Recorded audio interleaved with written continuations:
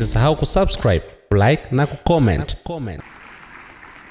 Na mimi nataka nilisisitize hilo kwamba kalamu ya mwanasheria wa serikali, mwanasheria yoyote actually, ikitumika vizuri inaweza kuzuia hasara kabla haijatokea. Inaweza kulinda mkataba kabla haujawa mzigo kwa serikali. Na inaweza kuiongoza serikali fanya maamuzi bora na yenye maslahi kwa taifa. Kwa hiyo kalamu zenu, mimi yangu ina hatari, lakini zenu ina hatari kubwa zaidi. Kalamu yangu mimi hatari yake ni kusaini mtu kunyongwa, na sijawahi kufanya.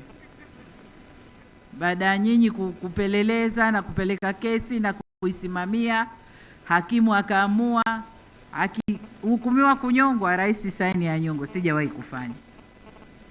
Lakini kalamu zenu nyinyi zina hatari kubwa zaidi.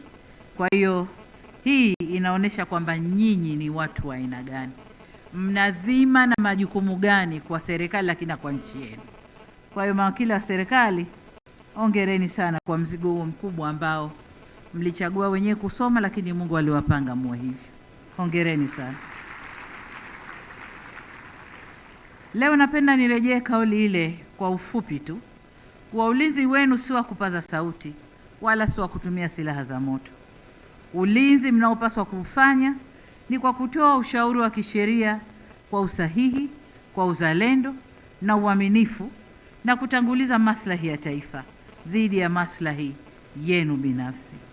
Sasa ili muweze kutimiza wajibu huo, serikali inawahakikishia kwa itaendelea kuwawezesha kwa kuwajengea uwezo wa kitaaluma na mazingira wezeshi ya kazi zenu. Na hapa niseme, nimesikia zile changamoto nadhani kama 5 hivi ambazo rais wa chama amezisema, kinadhani nyingine tayari zimeanza kupata ufumbuzi. Kwa mfano, kile kiwanja cha Dodoma, kama tayari ofisi imepatikana, nadhani kiwanja twendeni pole. Anzeni na ofisi iliyopatikana. Na kwa Dar es Salaam, nilikuwa nanong'ona na waziri wenu hapa kwamba mwana jaji mkuu wa Tanzania ameacha jengo kubwa pale Dar es Salaam.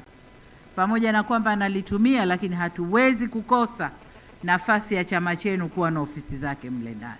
Ili kwa wa kwanza kupata habari zetu, tafadhali usisahau kusubscribe, like na kucomment.